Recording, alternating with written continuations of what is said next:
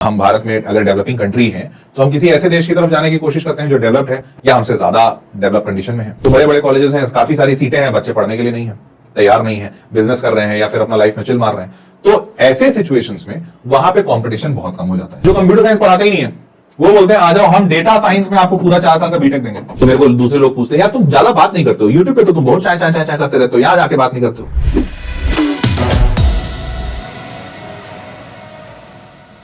नमस्कार, आदाब, शत श्री अकाल और खुशामदीद। Very very good evening to all of you people. This is your master DJ Harsh Priyam, जो कि आपके सामने एक बहुत ही बेहतरीन और बहुत ही डिमांडेड टॉपिक लेकर आया है। टॉपिक ये है कि बच्चे अब्रॉड कैसे पढ़ सकते हैं और एक्चुअली में अब्रॉड पढ़ने का सच क्या है, ये जानना बहुत जरूरी है। क्योंकि एक बात तो साफ समझ में आ रही है, इंडिया में 148 करोड़ की आबादी है। हम देश के सबसे ज्यादा आबादी वाले दुनिया के सबसे ज्यादा आबादी वाले देश हैं। और इस आबादी के बढ़ने से कुछ चीजें अच्छी हुई हैं तो कुछ चीजें खराब भी हुई हैं। खराब के तौर पे जाहिर सी बात है अपॉर्चुनिटीज कम हो गई हैं, क्योंकि जितनी ज्यादा जनसंख्या रहेगी उतनी अपॉर्चुनिटीज हो पाए ऐसा आमूमन तौर पर नहीं हो पाता है। खासकर डेवलपिंग कंट्रीज में तो बिल्कुल नहीं हो पाता है। अब इतनी सारी जनसंख्या, आईआईटीज की संख्या कांस्टेंट है। आईआईटीज की संख्या जिस रफ्तार से बढ़ रही है, आबादी उससे कहीं दोगुनी और तिगुनी रफ्तार से बढ़ रही है। आईआईटीज की संख्या भी सेम है, एनआईटीज की संख्या भी सेम है। तो बच्चा बेचारा जाए तो जाए कहां? बच्चे को अच्छी शिक्षा प्रणाली चाहिए। और ये सब कुछ इसलिए भी जरूरी है कि अगर ये सब नहीं मिल पाता है तो ना ही उस बच्चे का विकास होगा, ना ही उसके परिवार का, और ना ही पूरे देश का विकास होगा। तो इसलिए जानना समझना बहुत जरूरी है कि क्या सिर्फ भारत ही एक ऑप्शन हो सकता है पढ़ाई का, या भारत के बाहर भी ऑप्शंस हो सकते हैं, और अगर हो सकते हैं तो कहां कहां वो ऑप्शंस हो सकते हैं। तो आज का ये वीडियो इसी पे है।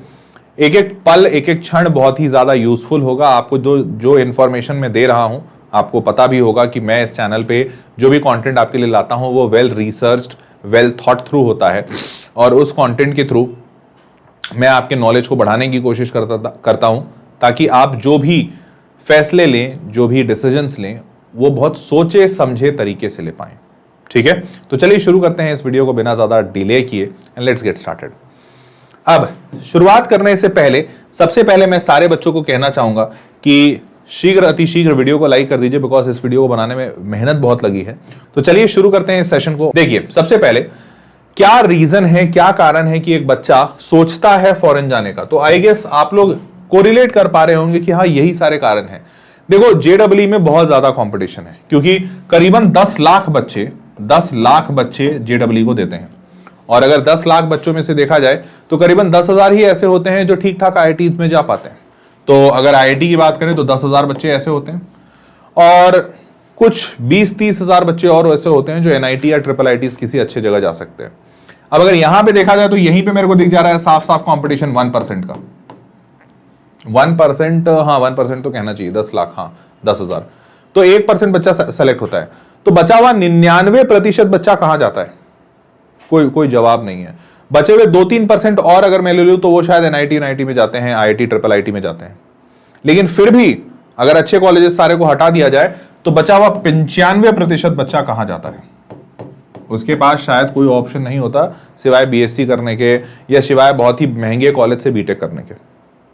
तो ये सबसे बड़ा कारण है बच्चों के लिए कि वो ये ऑप्शंस खोजना शुरू करते हैं कि भाई हम दूसरे देश जाकर कुछ कर लें, अच्छा कर लें। दूसरा, जब बहुत ज्यादा बच्चे होते हैं, कंपटीशन बढ़ता है, सीट्स बहुत ही हमारे यहां लिमिटेड है ऑब्वियसली। अब बाहर जाने से फायदा क्या होता है? तो पहला कि भाई सबसे पहला फायदा तो ये होता है कि लेस कंपटीशन। वहां पे कंपटीशन इसलिए ज्यादा कम हो जाता है कि क्योंकि 2 कारण है। पहला कारण आपको ये बता दूं कि हमारे से ज्यादा पॉपुलेशन कोई दुनिया में किसी देश में है नहीं।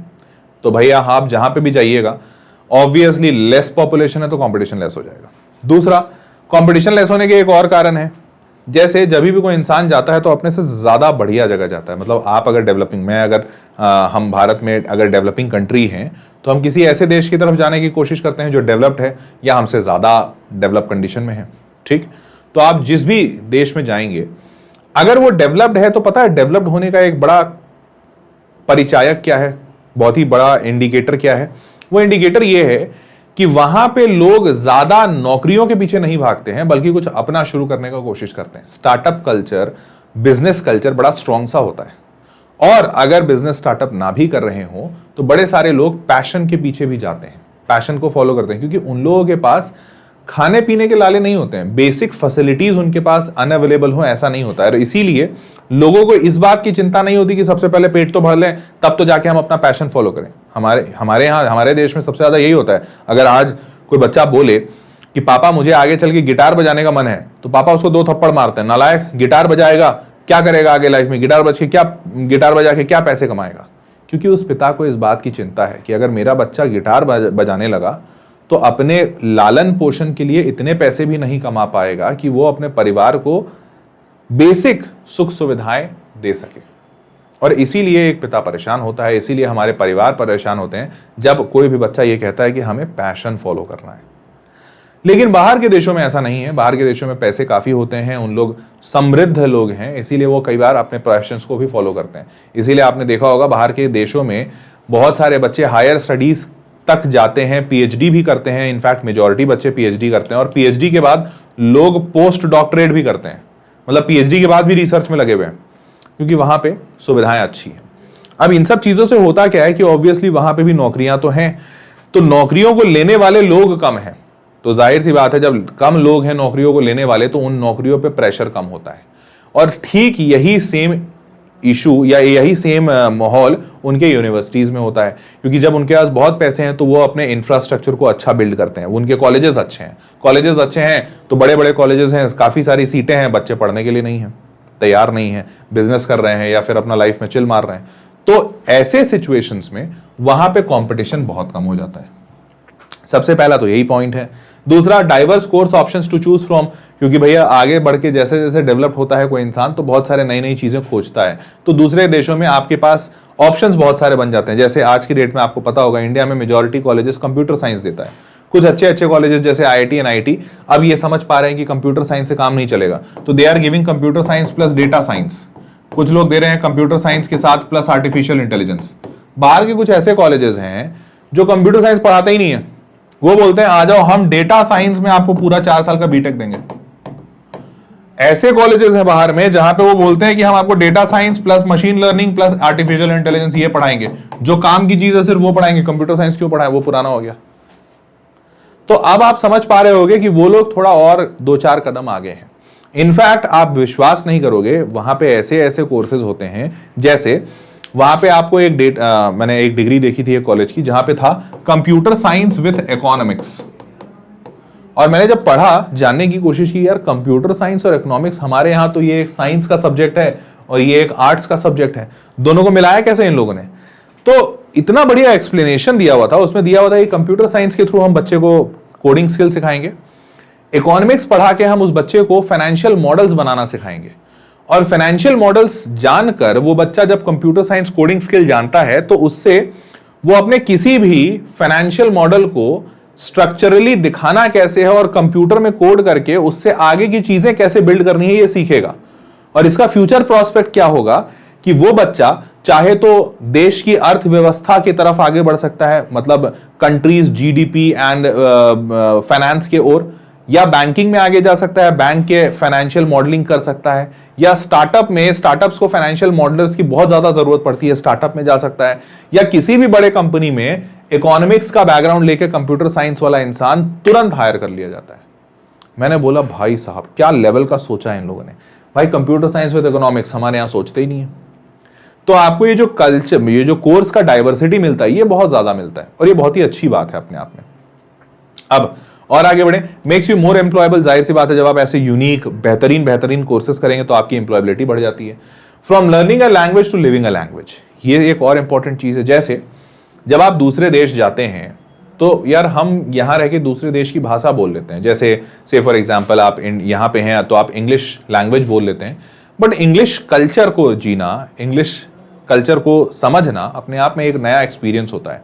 ठीक उसी प्रकार जैसे हम अपने इंडियन रेस्टोरेंट्स में बैठ के चाइनीज खा लेते हैं, जापानीज खा लेते हैं, लेकिन जापान जाकर जापानीज खाना या जापानी कल्चर को समझना या चाइनीज कल्चर को समझना अपने आप में एक पूरा नया एक्सपीरियंस होता है। तो ये एक बड़ा एडेड एडवांटेज होता है और इसकी वजह से ब्रिंग्स यू इंटरनेशनल एक्सपोजर। कोई भी ऐसा इंसान जो बहुत सारे देश घूमा है अपने आप में बड़ा इंटरेस्टिंग इंसान होता है, और वो चूंकि बहुत सारे कल्चर्स को देखता है तो उसकी थॉट प्रोसेस बड़ी ब्रॉड हो जाती है, बहुत ज्यादा समझदार इंसान हो जाता है वो, ठीक है। And then moving forward you gain a global perspective. जैसा मैंने बोला कि आपका पर्सपेक्टिव ब्रॉड हो जाता है, आप बहुत सारी चीजें समझने सोचने लगते हो। जैसे सिंपल सी बात बताता हूं, हमारे देश में कई बार आपने सोचा होगा, सुना होगा, सोचा नहीं सुना होगा कि कई बार इस बात पे बड़ी चर्चाएं, मूवीज बनती है हमारे यहाँ, अरे लड़की ने छोटे कपड़े पहन लिए। तो अब हमारे यहां आज के डेट में मूवीज बन रही हैं लोगों को जागरूक करने के लिए कि लड़कियों के छोटे कपड़े पहनने या बड़े कपड़े पहनने से फर्क नहीं पड़ता। मतलब बेसिकली उनको ये आजादी दी जानी चाहिए। इस पे आज मूवीज बन रही हैं। तो समझो, जैसे मूवीज तब बनती हैं जब जमाने की मानसिकता बदली नहीं हो, क्योंकि हमेशा मूवीज के थ्रू जमाने की मानसिकता को बदला जाता है, ठीक है। जैसे आप लोगों ने मूवीज देखी होंगी अक्षय कुमार की टॉयलेट एक प्रेम कथा, वो मूवी में यही दिखाया गया है कि भैया बहुत सारे ऐसे लोग हैं आज भी जो टॉयलेट अपने घर में नहीं रखते। तो इस मानसिकता को बदलने के लिए वो मूवी बनाई गई थी। एक मूवी था पैडमैन, तो वो पैडमैन मूवी इसलिए बनाई गई थी कि भाई सैनिटरी नैपकिन्स को लेकर आज भी बहुत ज्यादा टबू है पूरे देश में। तो भैया लड़कियों को सैनिटरी नैपकिन्स दी जानी चाहिए, उनको कपड़ा इस्तेमाल नहीं करना चाहिए, सैनिटरी नैपकिन्स की तरफ बढ़ना चाहिए। अब ये मूवीज क्यों बनाई जाती हैं? ऐसा थोड़ी है कि जो बैठे हुए मूवी डायरेक्टर्स हैं उनको समझ नहीं आता, वो कुछ भी बना देते हैं। नहीं, उनको पता है कि देश का आज भी एक अच्छा खासा तबका इन बातों से दूर है, अभिज्ञ है, इसीलिए वो इन मूवीज के थ्रू उनको मैसेजेस देते हैं। तो आज हमारी मूवीज तो ऐसी बनती है ना जहां पे लड़कियों के कपड़ों पे बातें होती है, लेकिन आप जब विदेश जाएंगे, जब डेवलप्ड कंट्रीज की तरफ जाएंगे, उनके यहाँ ये मुद्दा ही नहीं है, क्योंकि उनके देश में कोई ऐसा नहीं सोच रहा।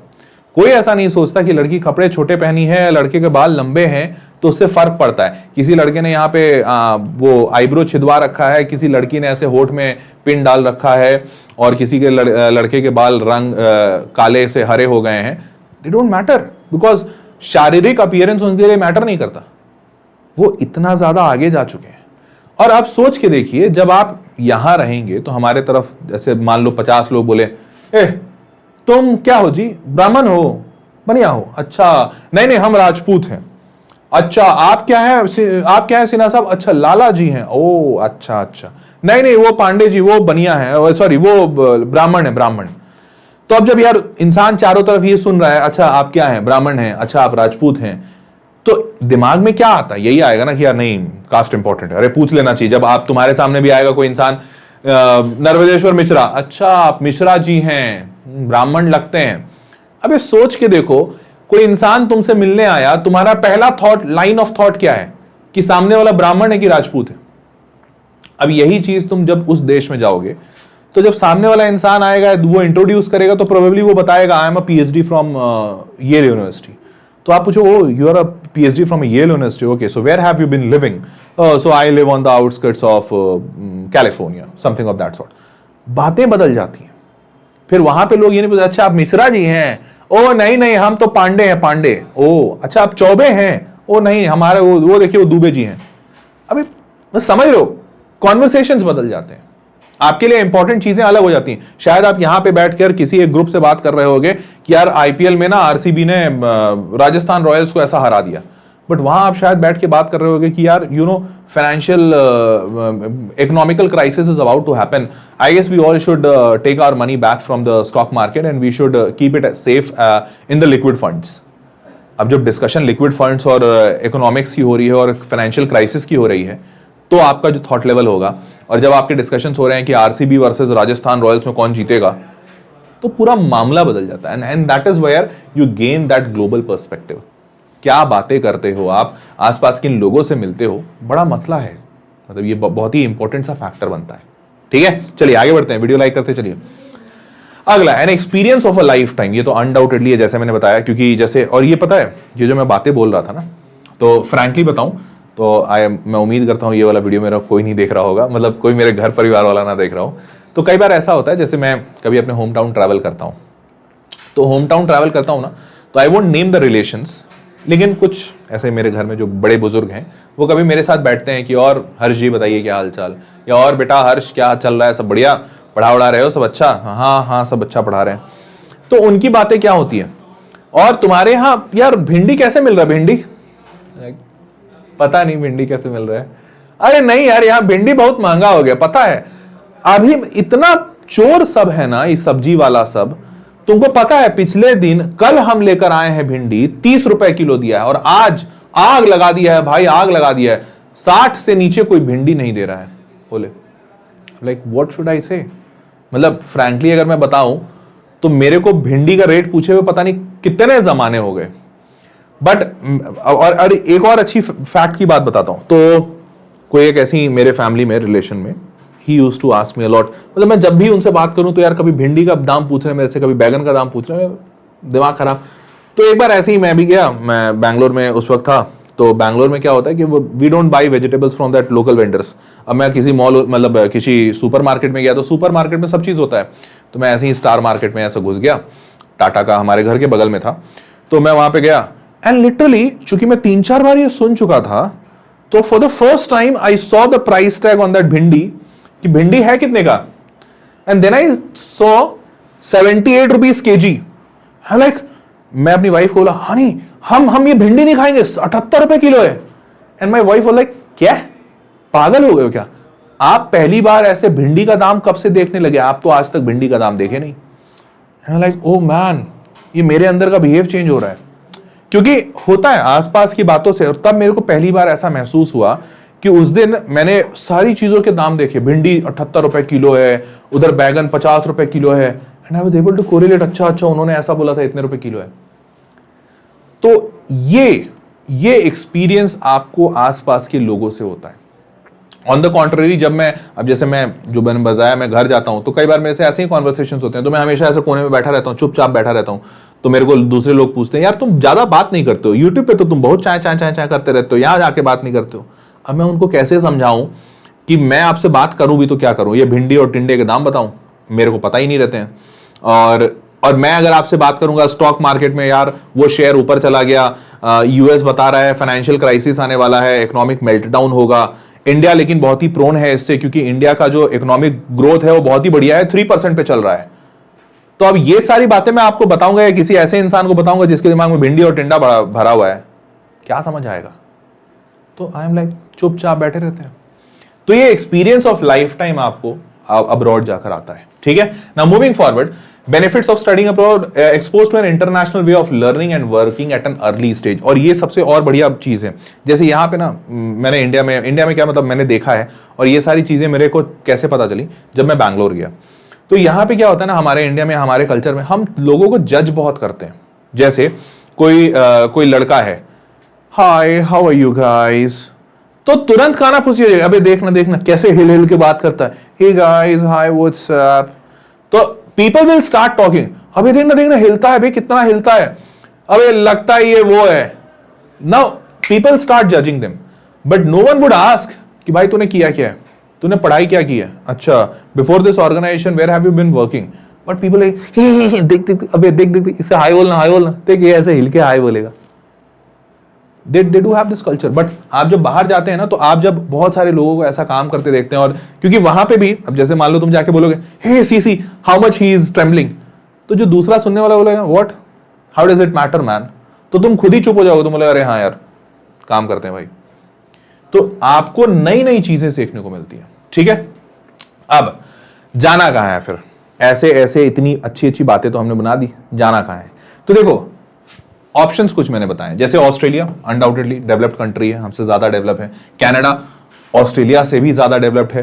परचेजिंग पावर पैरिटी, मतलब जो यहाँ की परचेजिंग कैपेसिटी होती है लोगों की, वो बहुत ही बढ़िया होती है। Canada is one of the best destination, most sought after destination for most of the students and most of the working people. फिर जर्मनी हो सकता है, वैसे ही सिंगापुर हो सकता है। Singapore is one of the fastest growing country in Asia, one of the fastest, because जितने कम time में सिंगापुर ने जितना डेवलपमेंट दिखाया वो दूसरे लोग नहीं दिखा पाते हैं। तो सिंगापुर बहुत ही अच्छी जगह है, काफी महंगी जगह भी है। उसके बाद फ्रांस हो गया, फ्रांस अनडाउटेडली डेवलप्ड है, टॉप 5 नेशंस में जिसके पास वीटो पावर है यूनाइटेड नेशंस में, France is one of them. And USA तो खैर बताने की जरूरत ही नहीं है, डेवलप्ड कंट्रीज या the most developed country of the entire world, तो भाई यूएसए भी एक ऑप्शन है। अब ये तो मैंने ऑप्शंस बता दिए, लेकिन और उसके साथ साथ यूके, नॉर्वे ऐसी कंट्रीज भी आती हैं जो थोड़े से पोलर कंट्रीज हो जाते हैं, जहां पे ठंड ज्यादा पड़ती है, बट अगेन बहुत सारे बच्चे जाते हैं, अच्छा जगह है, ठीक है। इटली, न्यूजीलैंड, इटली, न्यूजीलैंड ऐसी कंट्रीज हैं जो बहुत ही कम, लेस पॉपुलेटेड हैं, बट अच्छे फैसिलिटीज़ हैं यहाँ पे, सरकारी फैसिलिटीज़ बहुत अच्छे हैं और यहाँ पे बच्चे जाते हैं। बट ये सारी चीज़ों के बाद आयरलैंड एंड नीदरलैंड्स भी हैं। इन सारी चीज़ों के बाद वेयर शुड यू गो? सबसे बड़ा सवाल तो ये होता है, क्योंकि मैंने तो यहाँ पे इतने सारे ऑप्शन दिखा दिए, आयरलैंड जाओ, नीदरलैंड जा सकते हो, इटली, न्यूजीलैंड, यूके, नॉर्वे, आप कहीं भी जा सकते हो तुम। बट अब तुमको समझना पड़ेगा कहाँ का क्या फायदा है और क्या नुकसान है। जैसे अगर मैं स्टार्टिंग से शुरू करूं तो ऑस्ट्रेलिया से शुरू करते हैं। ऑस्ट्रेलिया बहुत ही अच्छे अच्छे कॉलेजेस हैं, यहाँ पे पढ़ने का बहुत ही अच्छा स्कोप है, ऑप्शंस है। लेकिन ऑस्ट्रेलिया में बहुत ज्यादा देखा गया है कम्युनल क्लैशेस थोड़े ज्यादा होते हैं, खासकर इंडियंस के साथ, या इंडियंस तो क्या, इवन अफ्रीकन के साथ। ऑस्ट्रेलिया में पता नहीं क्यों लेकिन थोड़े ज्यादा न्यूज में तो हमेशा आते हैं। तो ऑस्ट्रेलिया प्रोबेबली बहुत सारे बच्चे जाना पसंद नहीं करते हैं, क्योंकि वो थोड़ा सा रहता है यू इंडियन गेट आउट, तो ऐसा टाइप से रहता है। हेंस ऑस्ट्रेलिया लोग पसंद नहीं करते, ऑल्दो अच्छी यूनिवर्सिटीज हैं, अच्छे मतलब अच्छा जगह है, थोड़ा सा हॉट क्लाइमेट रहता है यहाँ का, बट उन सब चीज़ों को अगर साइड रख दें तो कॉलेजेस अच्छे हैं, लेकिन सस्ता नहीं है, ध्यान रखिएगा, सस्ता नहीं है। अब अगर बात करें कनाडा थोड़ा सा पोलर टाइप का कंट्री हो जाता है। पोलर टाइप मतलब मोस्टली यहाँ पे ठंड रहती है, बहुत ज़्यादा ठंड रहती है। कनाडा में स्कोप बहुत अच्छा है, क्योंकि पहला इनके पास बहुत ज़मीनें हैं और हेंस आप लोगों को फैसिलिटीज़ बहुत अच्छी मिल जाएंगी। यहाँ की कॉलेजेस, यूनिवर्सिटीज पैसा तो जो लेती हैं उनके हिसाब से ठीक ठाक है, हमारे हिसाब से बहुत ज़्यादा हो जाता है, बट वर्किंग अपॉर्चुनिटीज बहुत मिलती हैं। वर्किंग मतलब बेसिकली यहाँ पे जॉब करने का वो सारी अपॉर्चुनिटीज बहुत ज़्यादा मिलती हैं, ठीक है। तो ये वर्किंग अपॉर्चुनिटीज बहुत बढ़िया है कनाडा में। और बहुत सारे, अब सबसे अच्छी बात ये है, कनाडा में जब आप जाइएगा तो आपको इंडियन पॉपुलेशन बहुत ज़्यादा मिलेगा, बहुत ही ज़्यादा। तो you will more of a sort feel like that you are in India only. Canada में ये अच्छी बात है कि आपको ऐसा रहेगा ये इंडिया ही है, ठीक है। अब जर्मनी की बात करें तो जर्मनी बहुत ही ज्यादा सस्ता जगह है पढ़ाई के मामले में, बट रहने होने के मामले में नहीं। तो यहाँ पे पढ़ाई वढ़ाई के मामले में सस्ता क्यों है? क्योंकि यहाँ की यूनिवर्सिटीज में फीस ऑलमोस्ट नेग्लिजिबल है, ठीक है। अभी मैं डिस्कस करूंगा जर्मनी के बारे में। अब और Germany is one of the European countries. तो यूरोप भी एक बहुत ही बढ़िया डेवलपिंग कॉन्टिनेंट है, बहुत ही ज्यादा तेजी से आगे जा रहा है, तो वो सब फायदे हैं। फिर आता है सिंगापुर एशिया का कंट्री है, अपने इंडिया से बड़े बाजू में है, लेकिन महंगा बहुत ज्यादा है और यहाँ पे पढ़ना भी बहुत ज्यादा महंगा है, यहाँ का ट्यूशन फीस भी बहुत ज्यादा है। ये इसका ड्रॉबैक है, लेकिन अच्छी बात यह है कि ज्यादा दूर नहीं है, तो तुरंत तुम 2-3-4 घंटे की फ्लाइट में तुरंत सिंगापुर से इंडिया, इंडिया से सिंगापुर हो सकते हो। कल्चर का बहुत ज्यादा डिफरेंस नहीं दिखेगा, थोड़ा सा वो थाई कल्चर, थोड़ा सा चाइनीज कल्चर है, बट स्टिल इंडियंस और सिंगापुरियंस में ज्यादा अंतर नहीं होता है। अब आगे बढ़े, अगर फ्रांस की बात करें तो फ्रांस में फ्रेंच लैंग्वेज का एक बड़ा सा मसला है। जैसे ये सिंगापुर में लैंग्वेज का उतना मसला नहीं है, जर्मनी में थोड़ा रहेगा, जर्मन ज्यादा चलता है। सिंगापुर में तो इंग्लिश ही चलेगी मोस्टली, फ्रांस में फ्रेंच चलेगा। फ्रेंच ये भी यूरोपियन कंट्री है, बहुत ही ज्यादा डेवलप्ड है, लेकिन एक्सेसिवली महंगा है, बहुत ही ज्यादा महंगा है, ठीक है। तो बहुत ही ज्यादा महंगा है। तो फ्रांस और अच्छे ऑप्शंस हैं, बट महंगा भी है, कॉम्पिटिटिव भी है, तो नौकरियां लेना, निकालना, अच्छा काम करना वो थोड़ा सा कठिन होता है यहाँ पे लोगों के लिए। यूएसए की बात करें, undoubtedly best of the country, सारे लोग जाना चाहते हैं, बट अब यहाँ जाना ही बहुत मुश्किल है, बिकॉज सारे के सारी दुनिया के लोग यूएसए की तरफ भाग रहे थे। तो यूएसए का वीजा प्रोसेस इतना ज्यादा कठिन कर दिया गया है कि अब यहाँ वीजा मिलना बड़ा मुश्किल है, तो इसलिए यूएसए लोग मोस्टली अपने रडार से हटा के चलते हैं। आगे बात करें यूके इज लंदन, अच्छी जगह है, लेकिन यहाँ का वेदर बहुत ही ज्यादा अनप्रेडिक्टेबल है। अभी पूरी धूप है और 2 मिनट बाद बारिश होनी शुरू हो जाएगी, या अभी धूप है और तुरंत थोड़ी देर बाद ओले गिरने हो जाएंगे। तो बड़ा अनप्रेडिक्टेबल सा वेदर है, छोटी सी कंट्री है, तो एक तो ये वेदर इशू है। दूसरा अगेन कम्युनलिज्म, वो थोड़ा कहते हैं ना ओल्ड माइंडसेट, यू इंडियन वैसा वाला, तो वैसा वाला थोड़ा सा रहता है, तो इसलिए। और दूसरा यूके महंगा भी है, ठीक है।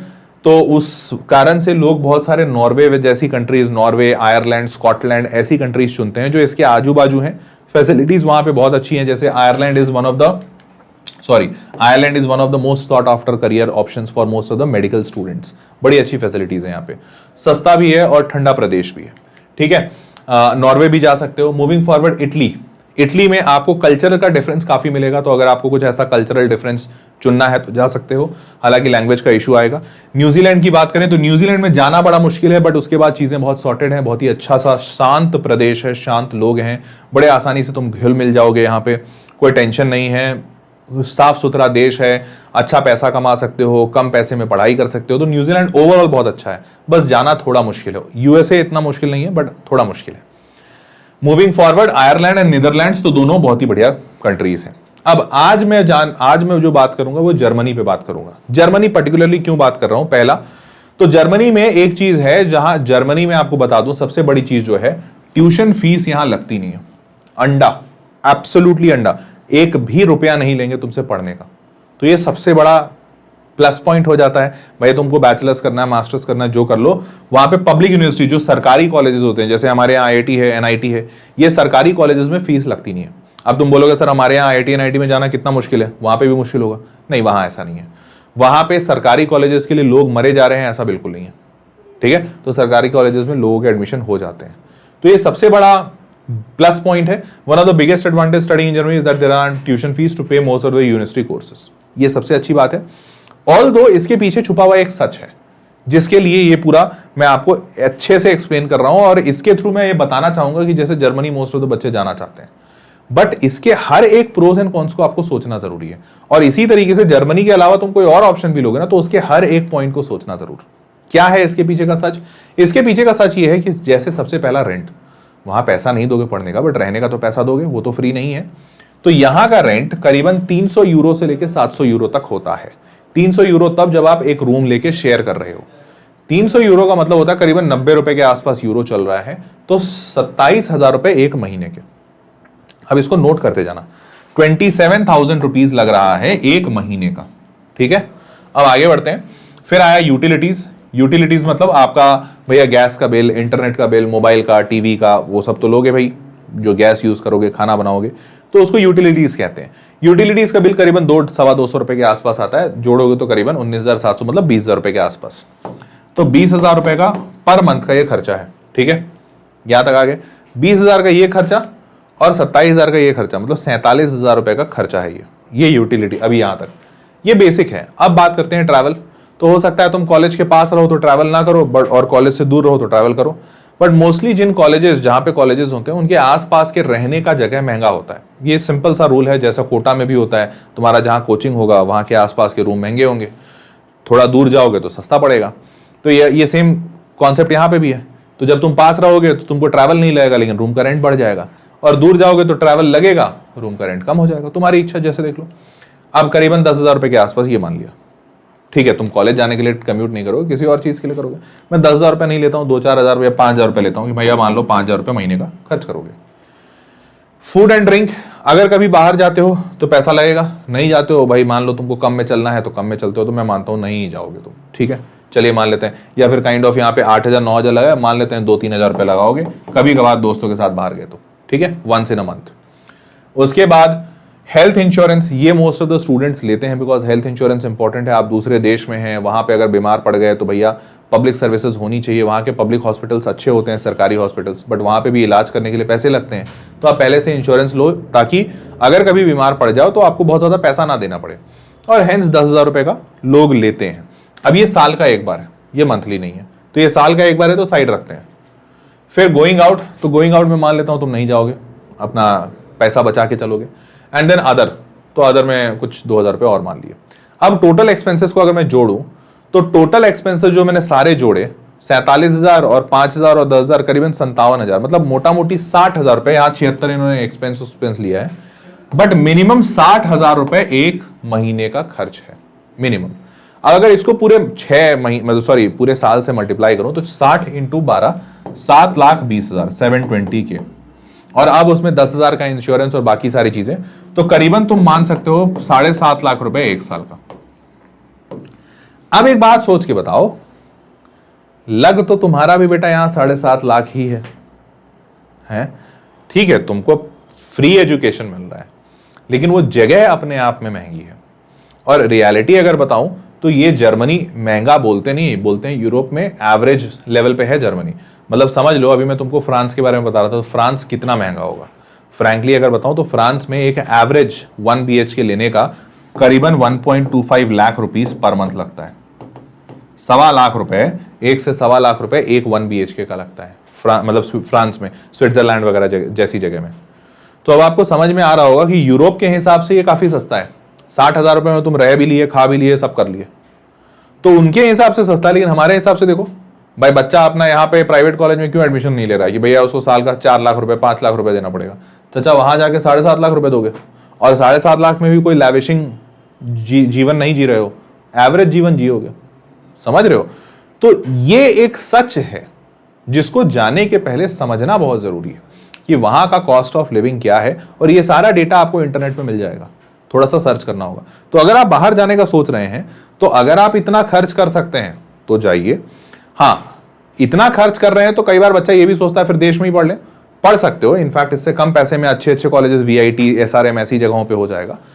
अब इनमें से कुछ ऐसे बच्चे होते हैं जिनका एक्सपेक्टेशन होता है कि मेरे को इंटरनेशनल पढ़ना है, आगे चल के मेरे को देश से बाहर जाना है, बड़ा इंसान बनना है, तो ऑब्वियसली फिर ये खर्च जायज है, तुम पढ़ सकते हो। लेकिन अगर ऐसा एक्सपेक्टेशन नहीं है, तुमको कम खर्चे में अच्छा पढ़ना है, तो इंडिया बेटर प्लेस है। भैया बाहर से लोग इंडिया आते हैं, तुमको नहीं दिखता होगा, लेकिन तुम अगर कभी जाना चाहो तो दिल्ली यूनिवर्सिटी चले जाओ, वेल्लोर इंस्टीट्यूट ऑफ टेक्नोलॉजी चले जाओ, SRM चला जाओ, IIT चले जाओ।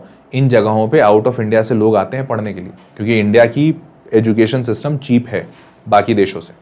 समझ रहे हो? मतलब चीप इन द सेंस, लोग ऐसे नहीं कंपेयर करते हैं कि अरे कॉलेज में कितना पैसा लगेगा। जर्मनी में कॉलेज में कम लगता है, लेकिन देखो बाकी सारी चीजों में इतना पैसा लग गया। इंडिया में 2 लाख रुपए लेते हैं पढ़ाने का 1 साल का, लेकिन बाकी रहने होने का भी मिला के 2-3 लाख रुपए ही होता है, तो 5 लाख रुपए में हो जाएगा तुम्हारा पूरा, तो वो ज्यादा चीप है। समझ गए? तो ये एक बेहतरीन उदाहरण है।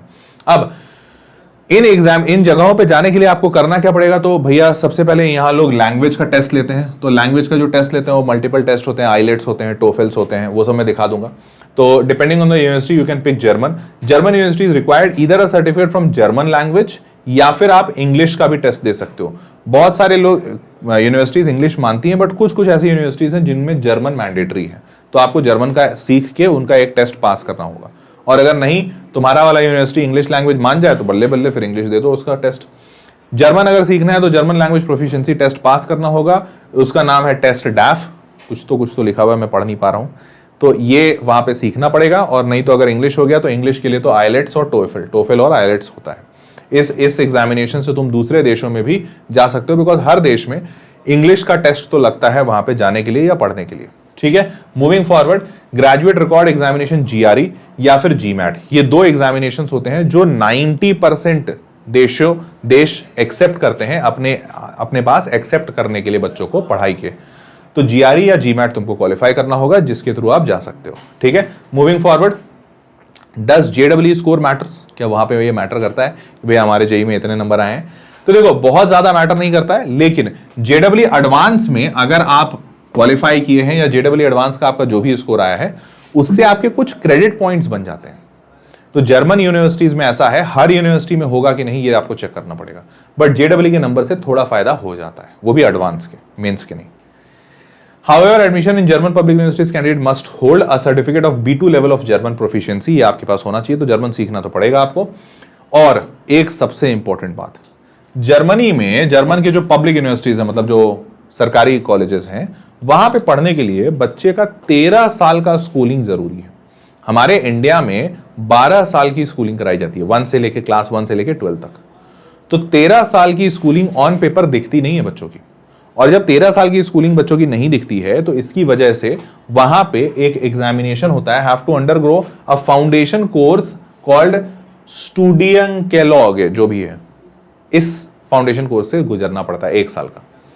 तो ये सारे कुछ ऐसे पॉइंटर्स हैं जो हिडन है, छुपे हुए रहते हैं, बच्चों को सिर्फ ऊपर से दिखाया जाता है। इवन जर्मन यूनिवर्सिटीज के एडवर्टीजमेंट्स आते हैं तो उनको ये दिखाया जाता है कि भाई हम तो फ्री में पढ़ा रहे हैं, आ जाओ हमारे पास, बट वो रियलिटी में फ्री इतनी सारी चीजों से गुजरता है। तो इसलिए इन चीजों को थोड़ा देखकर समझकर आगे बढ़िएगा। ठीक है, डॉक्यूमेंट्स क्या क्या चाहिए? तो भैया आपका पासपोर्ट होना चाहिए, मार्कशीट, ग्रेजुएशन का लेटर ऑफ रिकमेंडेशन, ये इंपॉर्टेंट चीज होता है, और स्टेटमेंट ऑफ पर्पस, ये दोनों चीजें इंपॉर्टेंटली वो देखते हैं। इसको कई बार लोग प्रोफेशनल राइटर से भी लिखवाते हैं। Scores of the German English test, score cards of entrance examination, curriculum, resume, proof of financial resources and student visa, ये भी बड़ी इंपॉर्टेंट डॉक्यूमेंट है। फाइनेंशियल रिसोर्स मतलब आपके पास पैसा दिखना चाहिए इनको, जितना मैंने बताया ना 7.5 लाख रुपए, तो अगर आप 4 साल के लिए जा रहे हो वहां पे, तो 7.5 × 4 30 लाख रुपए आपके अकाउंट में है कि नहीं, उसका आपको डॉक्यूमेंटेशन प्रूफ देना पड़ेगा इनको। कि आप 30 लाख रुपए आपके पास या आपके माता पिता के पास है, प्रूफ दिखाओ, तभी हम तुमको बुलाएंगे, नहीं तो वीजा अलाउ नहीं करेंगे लोग। क्योंकि अगर मान लो तुमने दिखाया मेरे अकाउंट में सिर्फ 5 लाख है, ये बोलेंगे यार वहां तो 7.5 लाख का खर्चा है, फिर तुम यहाँ आके रहोगे कैसे? तुम बोलोगे नहीं सर हम कुछ कर लेंगे, कुछ काम धाम कर लेंगे, बोलेंगे बट काम धाम कर लेंगे, नहीं मिला तो तुम इनको फिर कन्विंस नहीं कर पाओगे। सो दे हैव रूल्स, आपको फाइनेंशियल रिसोर्सेज का प्रूफ दिखाना होगा। ठीक है, समझ गए? आगे बढ़ते हैं। और ये सिर्फ एक कंट्री, मैंने जर्मनी के बारे में बताया बिकॉज ऑब्वियसली एक कंट्री के बारे में बताया तो इतना वक्त लगा। ऐसे ही बहुत सारे कंट्रीज में जा सकते हो, बट सारे कंट्रीज का आगे पीछे सब कुछ चेक जरूर कर लीजिएगा। ठीक है, उसके बाद ही ये फैसला लें। और अगर ये सारी चीजें कॉम्प्लेक्स लगे, कठिन लगे, तो अपना देश महान, भारत देश महान, भारत जिंदाबाद। आप अपने देश में रहिए, पढ़िए, यहाँ बहुत सारी अपॉर्चुनिटीज़ हैं, बस खोजने की ज़रूरत है। मैंने बहुत सारे वीडियोस बनाए हैं जहाँ पे मैंने बच्चों को बताया है कि भाई ये सारे कॉलेजेस हैं जहाँ पे जेईई के बगैर एडमिशन होता है, ये सारे प्राइवेट कॉलेजेस हैं, ये सारे गवर्नमेंट कॉलेजेस हैं, उन सारे कॉलेजेस में आप जाने की कोशिश कर सकते हैं। सेशन कैसा लगा मुझे नीचे कमेंट बॉक्स में लिख के ज़रूर बताइएगा, और ये वीडियो अपने दोस्तों के साथ भी शेयर कीजिए जो विदेश जाना चाहते हैं। इसी के साथ अलविदा कहेंगे, वीडियो लाइक कर दीजिएगा, चैनल पर सब्सक्राइब रहिए। मिलते हैं अगले सेशन में, bye bye, take care, good night.